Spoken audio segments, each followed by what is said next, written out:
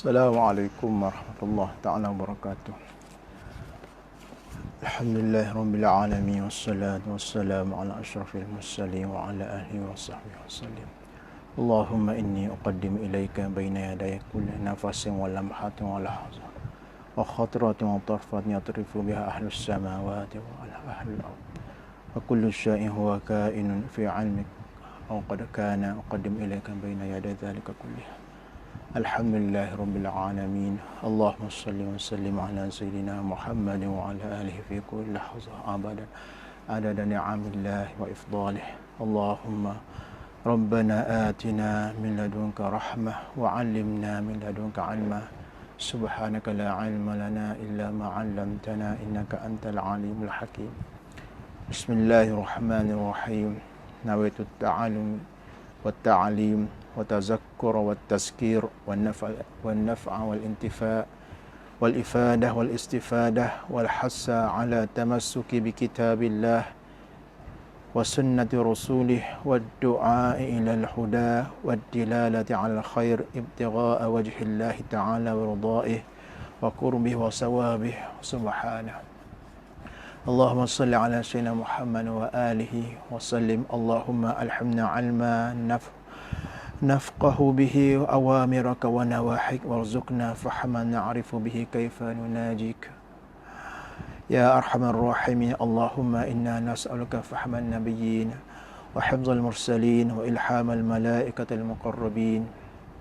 اللهم أغننا بالعلم وزينا بالحلم وأكرمنا بالتقوى وجملنا بالعافية يا أرحم الراحمين. Rabbi shrah li sadri yassir li amri wahlul 'uqdatam min lisani yafqahu qawli. Qala musannif rahimahullah wa nafa'a bi ulumi fi darain amin. Fasa yang keempat pada menyatakan perut. Fasa yang keempat daripada 7 fasal berkenaan dengan anggota-anggota yang 7 pada menyatakan perut. Ketahui olehmu bahawasanya Allah Ta'ala menjadikan ia Allah bagi engkau akan perut kerana beberapa faedah yang bangsa agama dan beberapa faedah yang bangsa dunia. Allah Subhanahu wa Ta'ala menjadikan anggota kita daripada mata, telinga, tangan, kaki, lidah dan juga perut. Dan semua yang Allah Ta'ala jadikan ada faedah dengan makna hikmah. Faedah dengan makna hikmah. Dengan makna hikmah, bukan dengan makna Allah Subhanahu wa Ta'ala menjadikan sesuatu kerana dengan tujuan yang tertekan, tidak. Bukan kerana Allah Subhanahu wa Ta'ala wajib untuk menjadikan, tidak, ataupun menjadikan kerana ada kepentingan, tidak. Dan juga Allah Subhanahu wa Ta'ala tidak menjadikan suatu itu dengan sia-sia. Jadi pertengahannya adalah Allah Subhanahu wa Ta'ala menjadikan suatu dengan hikmah. Mana ada hikmah dia. Jadi kerana beberapa faedah. Kita kena faham selalu apabila dikatakan Allah Subhanahu wa Ta'ala menjadikan wa ma khalaqtul jinna wal insa illa melainkan liya'budu. Lam tu bukan lam ta'lil, bukan lam dengan makna kerana. Kerana dengan makna ada tujuan yang tertekan, tidak, tetapi adalah lil hikmah atau li sayrurah. Mana hikmah Allah Subhanahu wa Ta'ala menjadikan satu perkara. Di sini kita bincangkan berkenaan perut. Allah Subhanahu wa Ta'ala menjadikan perut dengan berapa faedah, dengan berapa hikmah. Hikmah ni sama ada kita tahu ataupun tidak tahu.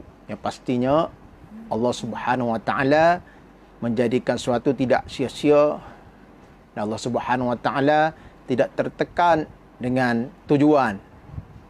Tapi Allah Subhanahu wa taala menjadikan sesuatu dengan hikmah yang sama ada diketahui ataupun tidak diketahui. Sama ada nisbah faedah yang nisbah dunia ataupun akhirat. Adapun faedahnya yang bangsa agama, faedahnya, hikmahnya dalam konteks agama, apa dia? Jadi musannif sebutkan contoh-contohnya. Maka memberi oleh perut itu akan segala badan. Mana akan segala anggota-anggota badan.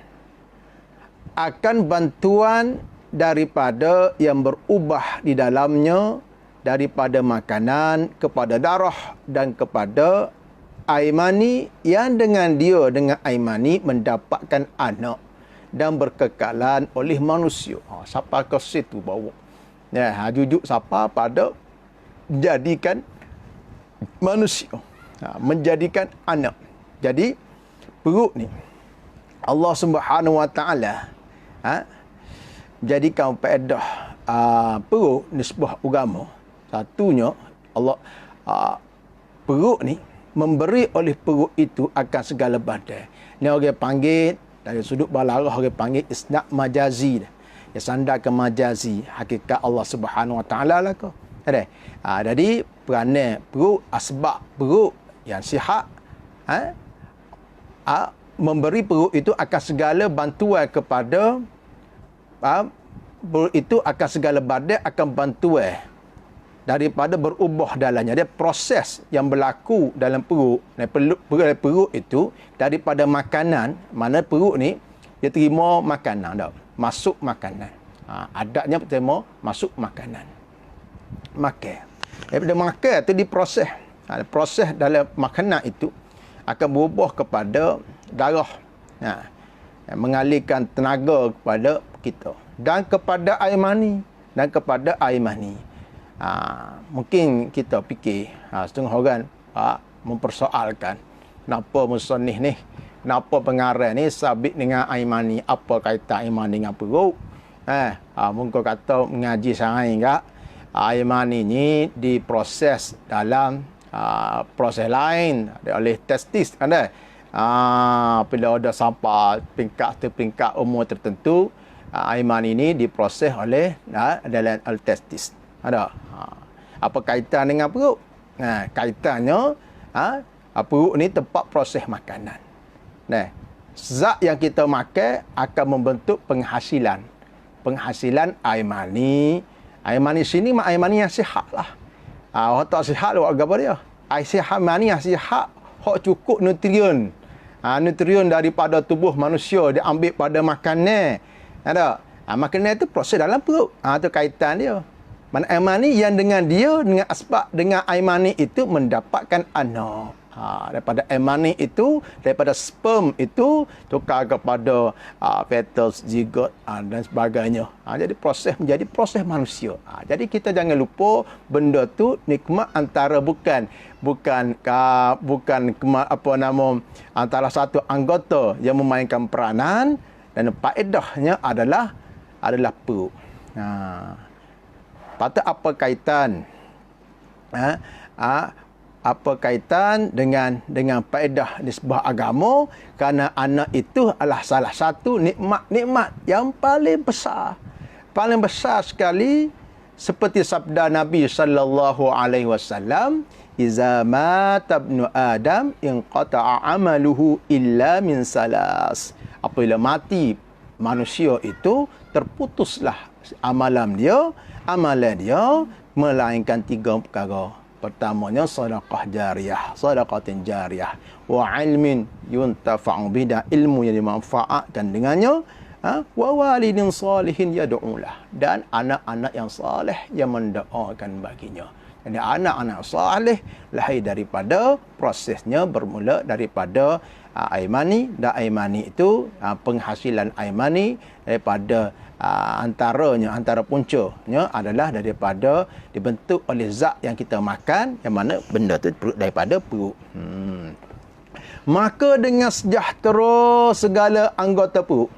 Jadi apabila dengan sejahteranya segala anggota perut, musnah buat kurungan tu seperti jantung, limpa, paru-paru dan perut besar. Ni bahasa kampung lah tu. Bahasa awam, bahasa mudah faham. Kalau bahasa bahasa perubatan ya mungkin ada lah. Jadi semua ni masuk dalam kategori perut sini. Apabila sejahtera segala anggota, orang panggil apa lah? Abdomen, apa? Dalam perut tu, sejahteralah yang tinggal daripada segala badan.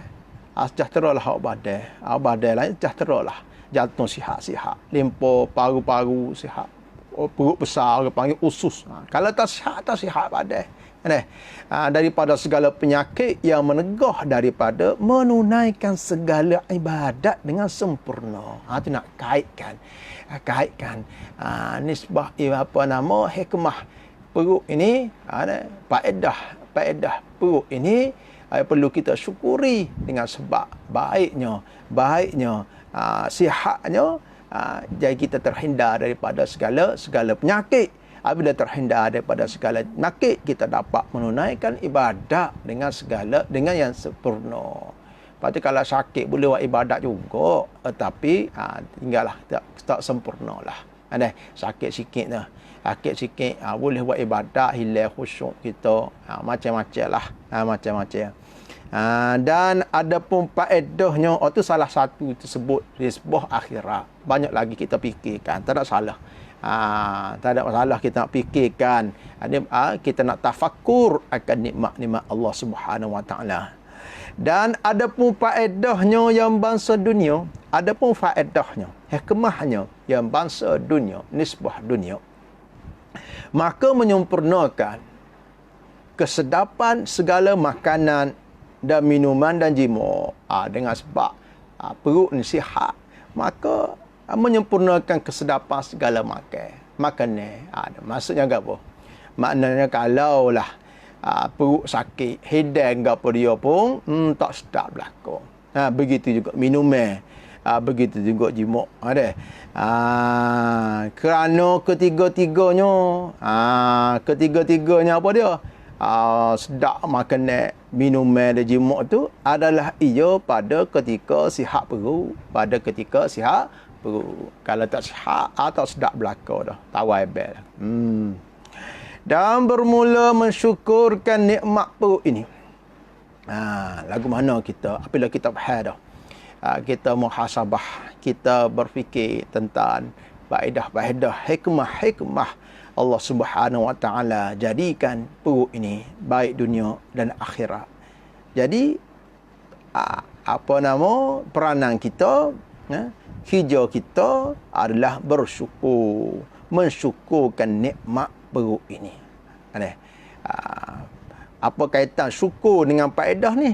Sebab syukur ini adalah kita gunakan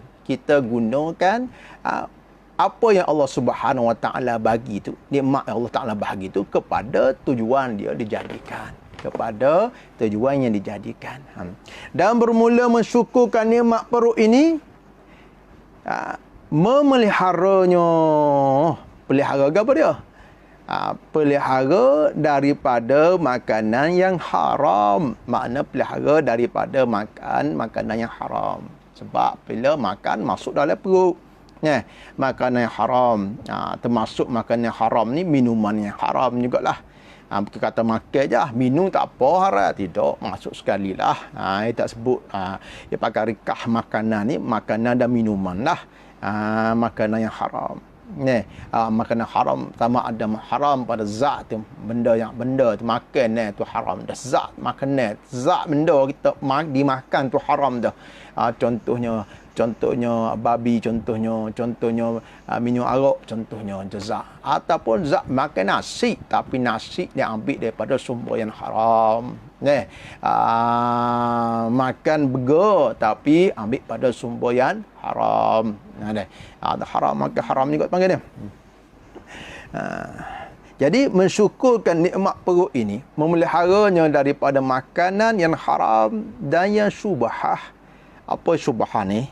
Arti syubhah itu yang tiada diyakinkan halalnya dan tiada diyakinkan haramnya. Jadi yang haram, yang halal jelas. Jelas halal. Jelas haram. Hak tak jelas ni. Halal pun tak jelas, haram pun tak jelas. Nak kata halal, ada kata haram. Nak kata haram, ada kata halal. Jadi syubhah, ada syubhah. Jadi kita jaga juga daripada makan. Nak jaga agama kita, nak jaga muruah kita, ni kita jaga daripada perkara-perkara yang syubhah.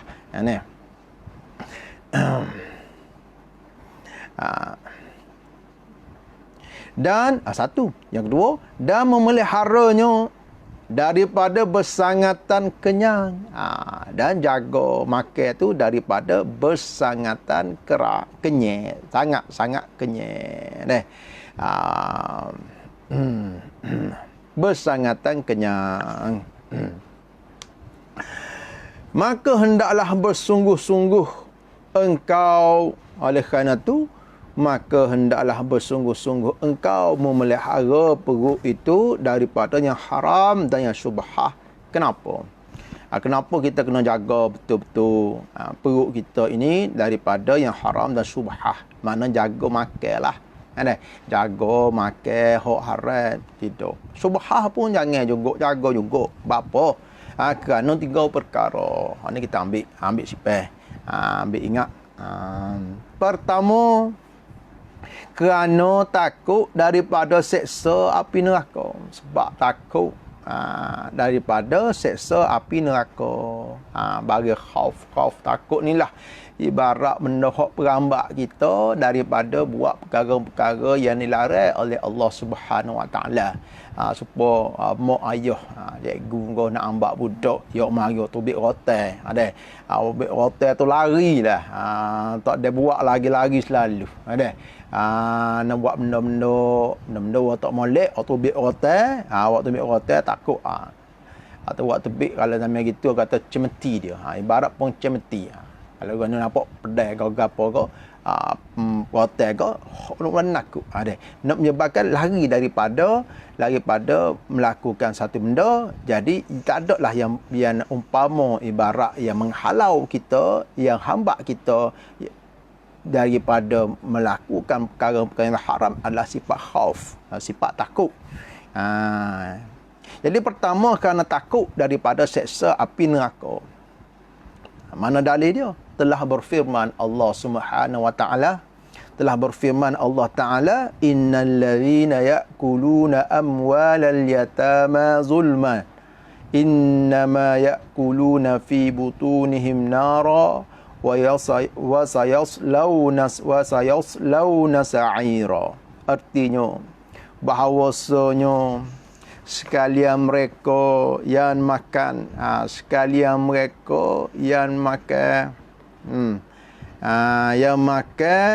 mereka itu harta anak yatim kerana zalim. Jadi masuk sini pada makan ni masuk belakalah, makan baik, minum baik. Dia juga termasuk juga pakar. Jadi maknanya apa dia? Maknanya termasuk makan di sini suatu membinasakan sama ada makan atau lainnya seperti minum atau pakar. Jadi ambil benda bagai tu. Masuk situ. Jadi bahawa sekalian mereka yang makan mereka itu harta anak yatim. Makan kau, minum kau, pakar kau hak anak yatim. Kerana zalim, kerana zalim. Ada keluar kata tidak, kerana keluar pada kata ancaman ni pada hak yang ambil, tapi bukan kerana zalim. Kerana nak guna untuk keperluan anak yatim tu tak apa. hanya senyo makan mereka itu dalam perut mereka itu akan sebab bagi api neraka. Lagi akan masuk mereka itu dalam api neraka yang menyala-nyala. Ni nak ayat apa dia? Nak ayatnya makan benda haram membawa kepada masuk dalam api neraka. Jadi neraka-neraka ni suka benda hak haram. Ada kerana apabila makan tubuh daripada makanan itu daging-daging haram. Jadi kalau kita kok sayang orang panggil daripada makanan itu buat tenaga dak. Ada tenaga ni buat benda-benda haram. Buat benda-benda haram.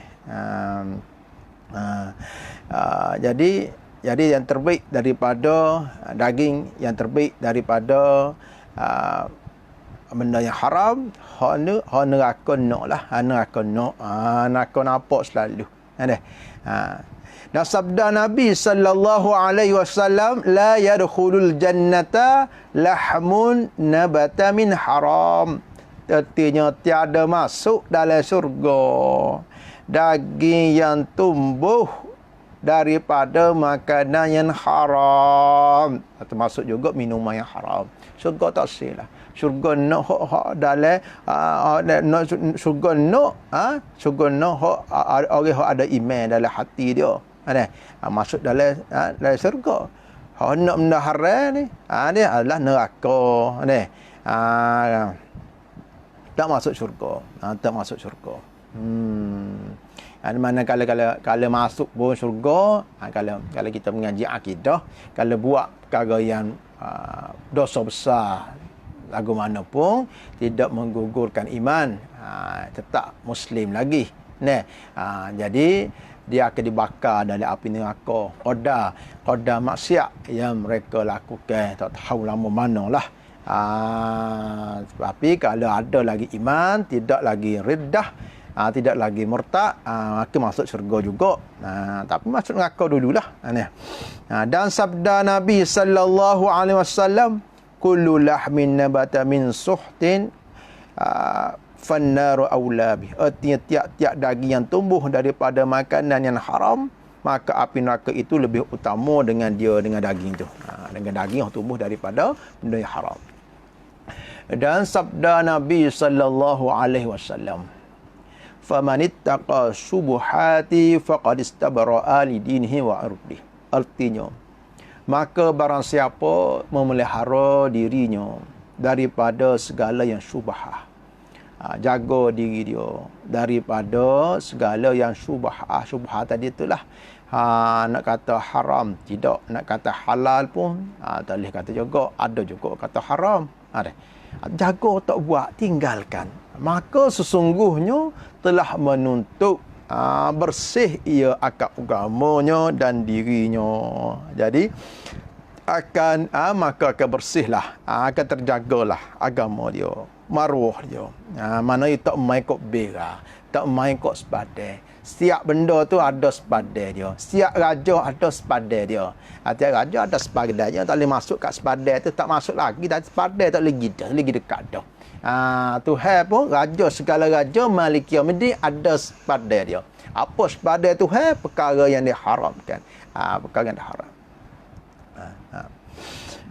Dan yang kedua, bahawasanya yang kedua apa ni? Yang kedua daripada kenapa kita perlu jaga perut kita daripada perkara yang haram dan syubhah. Kalian pertama tadi untuk kita jaga diri kita daripada api neraka.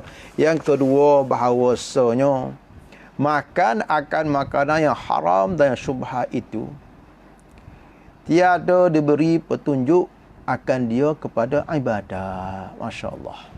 Bila makan yang haram, tidak diberi petunjuk, tidak ada petunjuk, tidak ada hidayah. Kita ni nak buat ibadat, tak ada, kita kena ada petunjuk, kena ada taufik untuk buat ibadat. La haula wala quwata illa billah. Tak ada ibadat yang kita buat melainkan pada taufik Allah Ta'ala, bagi qudratut ta'ah, bagi kita kemampuan gerakkan tubuh badan kita untuk buat ketaatan. Jadi apabila makan perkara-perkara yang haram dan syubhah ni, orang kita panggil gelap perut. Gelap perut tak nampak. Gelap mata tak nampak. Tak nampak mata ni, tak nampak. Nak kata, gelap perut gak, tak nampak benda hak buat benda baik. Jadi gelap perut, buat benda baik tak boleh. Gelap perut. Apa? Makan kena haram ni. Tiada beri petunjuk akan dia kepada ibadah. Ni orang kita panggil gelap perut. Bapa bapa tak boleh ni, bapa tak ada bagi petunjuk ni kerana tiada patut bagi mengerjakan ibadat itu melainkan yang suci daripada segala kekotoran. Sama ada kekotoran yang dapat dilihat dengan mata seperti najis atau kotoran yang tiada dapat dilihat seperti hadas kecil dan hadas besar dan makanan yang haram dan yang syubhah. Sebab nak buat ibadat itu tak dapat tidak kita kena suci daripada kekotoran. Baik kekotoran itu hak nampak dengan mata najis dah. Kita maya khusyuk setara mana pun nak bangun qiyamul lail pukul 3 4 pagi sekalipun, tetapi dalam tubuh kita melekat najis, ada najis, maka tak boleh nak buat ibadat tu tak terima, tak sah. Begitu tu hak nampak, ada pun hak tak nampak. Hak tak nampak macam hadas kecil. Hadas kecil maknanya kita buat perkara-perkara yang membatalkan wuduk. Membatalkan wuduk. Kita tidak bersuci lagi, kita tidak ambil ismaya lagi sedangkan kita berhadas, hadas kecil. Mana kita buat perkara membatalkan wuduk. Tak boleh buat ibadat. Dan juga hadas besar. Hadas besar bila kita buat perkara-perkara yang mewajibkan mandi. Tak boleh buat ibadat. Buat ibadat pun tak sah. Dan juga makan yang haram dan yang syubhah. Ini kata juga. Tapi sudut pekahnya ibadat tu sah. Kalau kita makan makanan haram dan syubhah, iaitu kita pun semaya. Ibadat tu sah dari sudut pekah, maknanya gugur dah fardu ain. Kalau fardu ain, kalau fardu kifayah agak gugurlah fardu kifayah. Apa tu tak payah qada, tu sudut hukum pekah. Jadi masuk sini maknanya tak boleh pahala, tak ada kebajikan, tidak diterima. Sebab apa tak terima? Sebab Tuhan terima amalan ni, amalan orang bertakwa. Sebab itulah ulama-ulama mula sangat antara perkara yang sangat dia menggembirakan bagi mereka adalah apabila diterima, tak ada yang dituntut adalah sebab ibadat diterima. Sebab Tuhan sebut dah Allah Subhanahu Wa Taala terima ibadat daripada orang yang bertakwa. Jadi orang yang makan perkara haram dan syubhah ni, yang ni tak jaga tu, maka tidak diterima ibadat mereka. Tetapi dari sudut sah tak sah ni, sah lah. Di pekoh gak. Ada pun hadas tadi, ada kotoran tadi tak sah lah. Kalau ibadat yang memerlukan suci daripada najis dan hadas tak sah.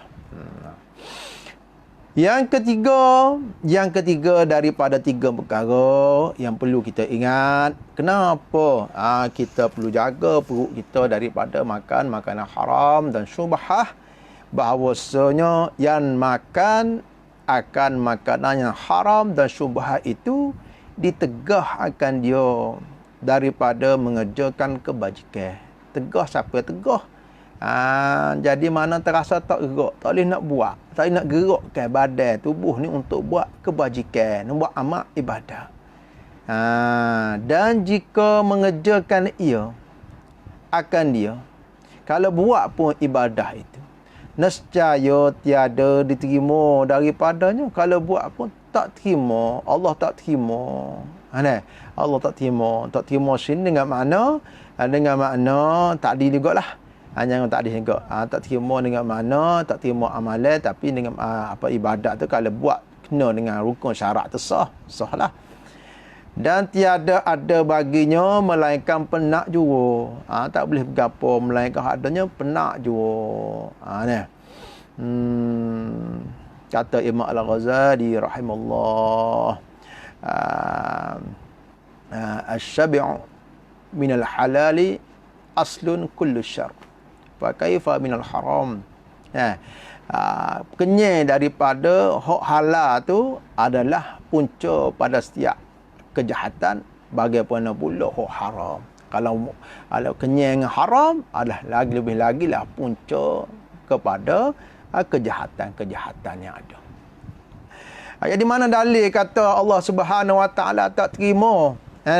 Mana dalil kata diteguhkan akan dapat mengerjakan kebajikan, tak nak akses kepada kebaikan ni apabila ada benda haram dalam perut ni.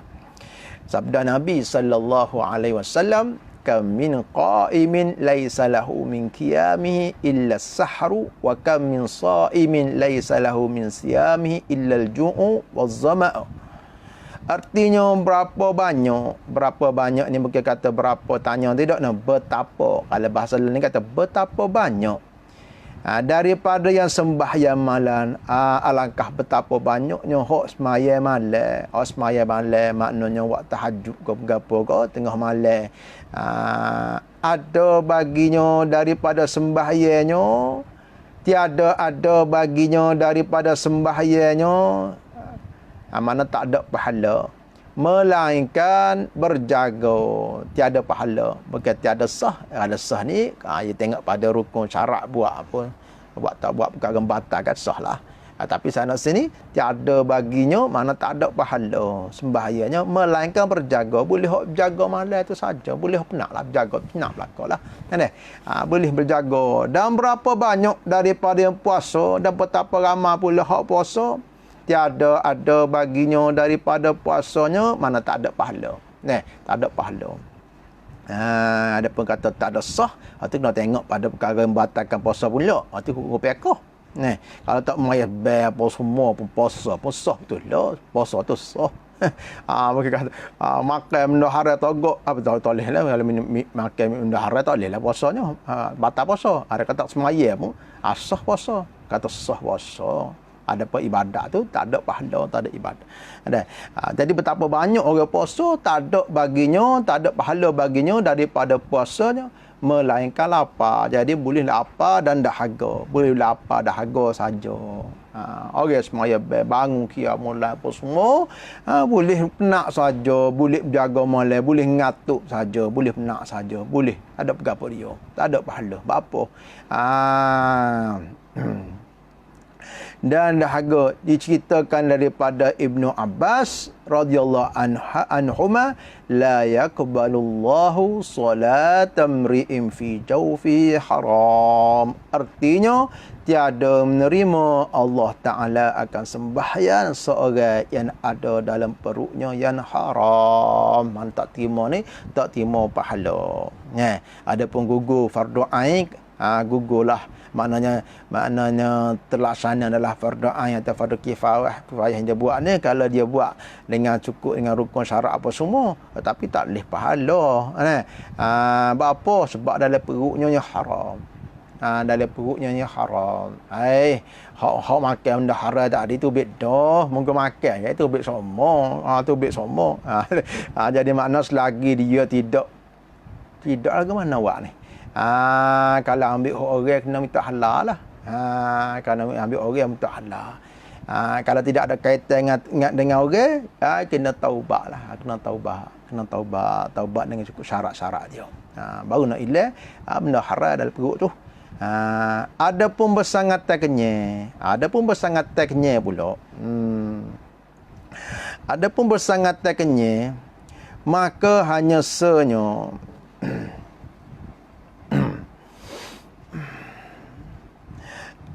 adapun bersangatan kenyang,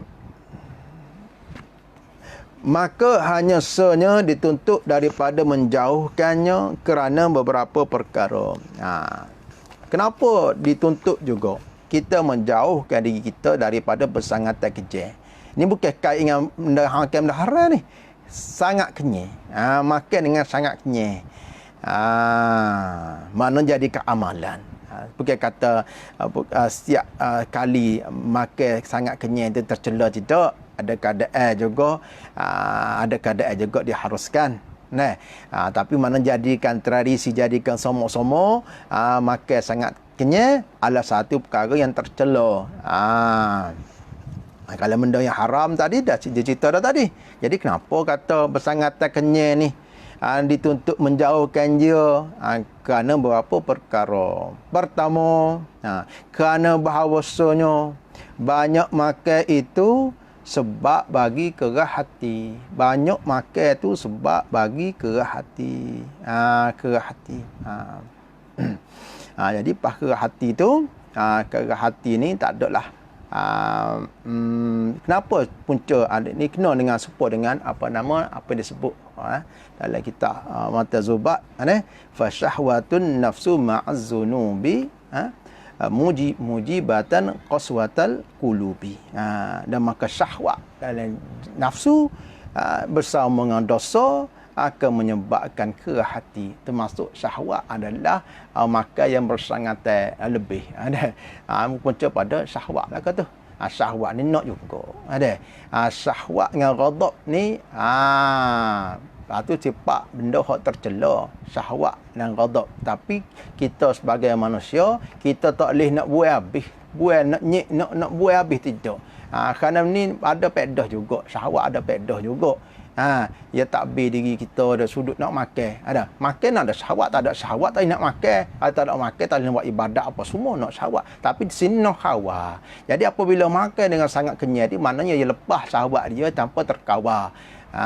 Jadi jadikan amalan, bagi amalan fa syahwatun nafsu ma'az zunubi mujibatan qaswatal qulubi. Maka syahwat bersama dengan dosa-dosa akan mewariskan, akan menyebabkan kerah hati. Wa inna ab'ada qulubin nasi, dan sungguhnya orang yang paling jauh tu hatinya manusia ni min rabbinar rahimi qalbun qasi. Wa inna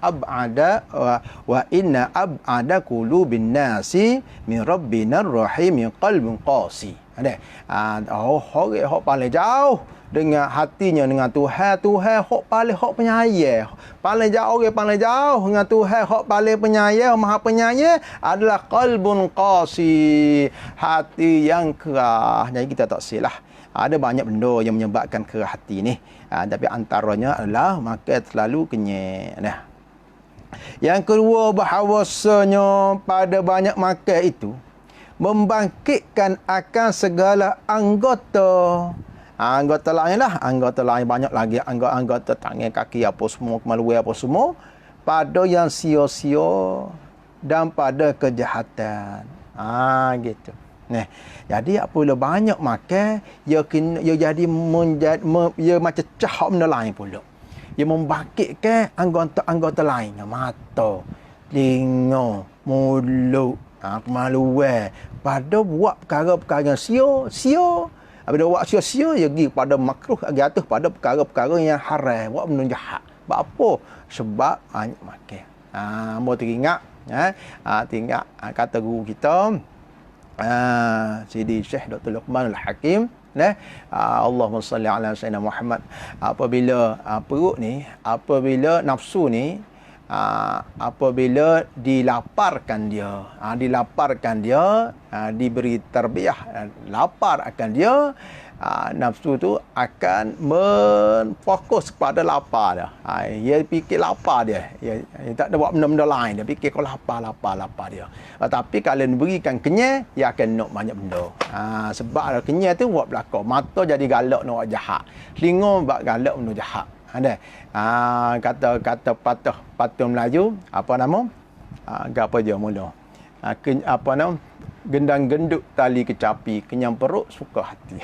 Gendang genduk tali kecapi, kenyang perut suka hati. Apanya keburuk? Suka hati, suka syahwat, suka nafsu kita. Apabila suka nafsu, mata nak pergi pada perkara-perkara yang mengarah pada nafsu. Telinga mengarah pada nafsu. Tangan, kaki apa semua mengarah pada perkara nafsu. Sebab itulah musannif kata bahawasanya pada banyak makan itu membangkitkan segala anggota pada yang sia-sia dan pada kejahatan.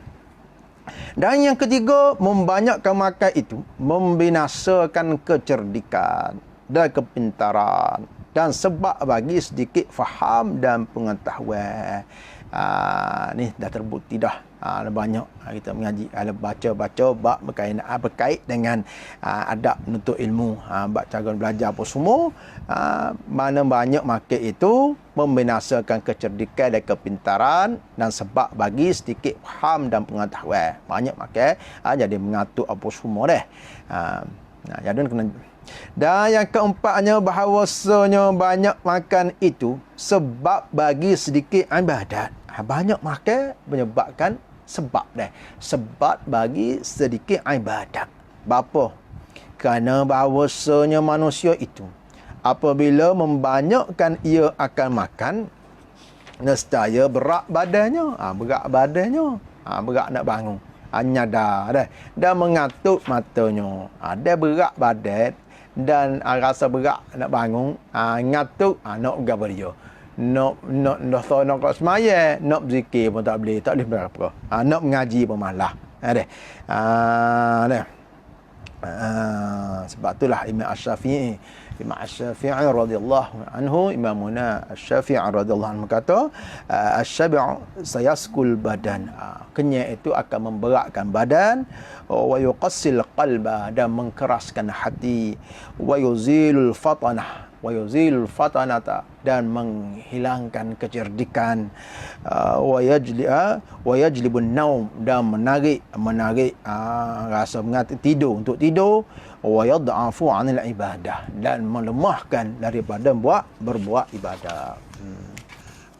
Dan yang kelima, bahawasanya membanyakkan makan itu sebab bagi ketiadaan sedap mengerjakan ibadah. Jadi membanyakkan makan, berlebih-lebih makan sebab bagi rasa tak sedap nak buat ibadah. Apa kaitannya? Salah satu ada riwayat. Ada riwayat nyebut al-fikru nisful ibadah wa qillatut ta'am yal ibadah. Berfikir itu adalah sebahagian setengah daripada ibadat. Berfikir, tapi kena tengok berfikir ia sertakan dia kena reken dengan uzlah. Uzlah tanpa berfikir tak jadi gapo juga. Masuk medan fikir ia kena sekali dengan uzlah. Uzlah ia kena masuk sekali dengan berfikir. Al-fikru nisful ibadah. Fikir adalah nisful ibadah, wa qillatut ta'am ialah ibadah, dan mensedikitkan makan adalah ibadah.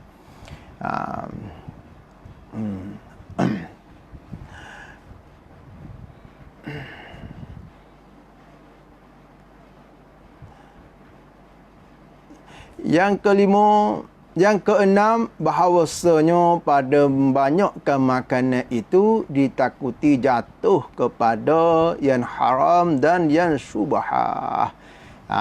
Banyak makan itu ditakuti akan jatuh. Ada banyak sangat kan. Perkecek banyak sangat perkecek, ia akan jatuh juga kepada perkara-perkara yang sia-sia mesti dah.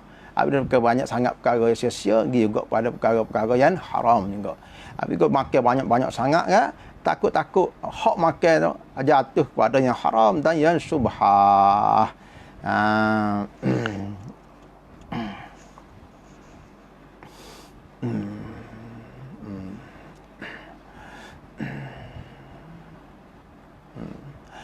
Yang ketujuh, bahawasanya pada membanyakkan makan menyusahkan hati, ada rusing hati, dan mempenatkan badan.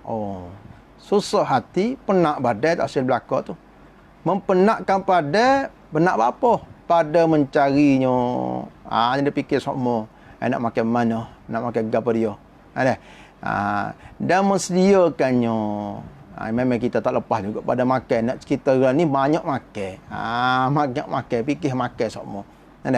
Bahasanya menyusahkan hati dan mempenatkan badan, mencarinya dan mensediakannya ke makan. Makan kalau tak salat tak sudah. Tak sih. Nak salat, nak gua tu, nak gua ni. Tidak susah hati, tak nak tidur, tak ada nyago. Jadi susah hati, penat badan, nak cari, nak sedia apa semua. Orang lain pun penat juga sebab dia. Dan memakannya, makan pula, dan melepaskan daripada mudaratnya. Nak makan pula, musim-musim lah ni pula, dah tutup pula, kau payah pula.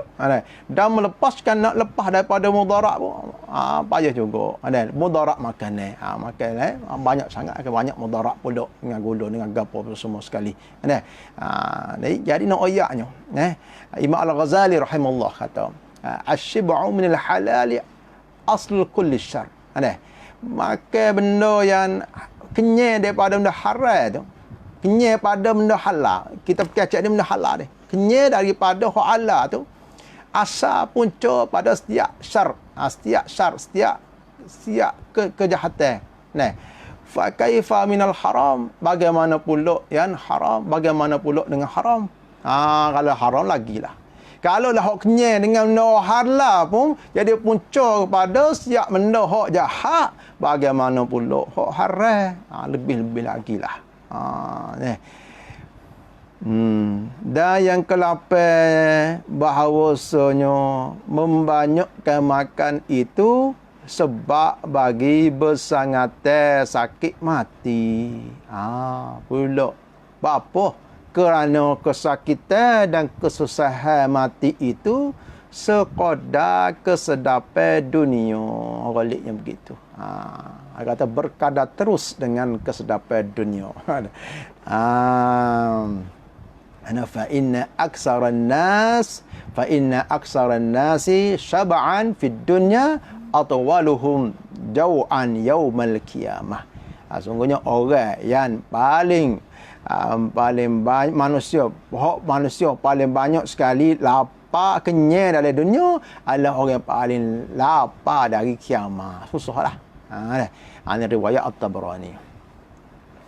Dan yang ke-9, bahawasanya pada membanyakkan makan itu mengurangkan pahala akhirat. Dan yang ke-10-nya, bahawasanya pada membanyakkan makan itu yang bersangatan kenyang itu hisab pada hari kiamat. Jadi banyakkah hisab juga pada hari kiamat. Jadi banyakkah hisab pada hari kiamat. Jadi kata Sayyidina Ali karamallahu wajhah, man kana hammuhu ma yadkhulu jawfah kanat qimatuhu ma yakhruju minhu. Man kana hammuhu ma yadkhulu jawfah kana qimatuhu ma yakhruju minhu.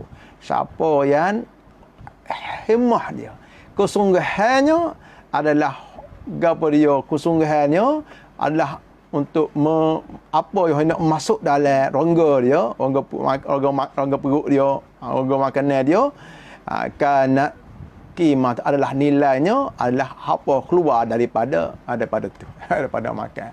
Baiklah ini.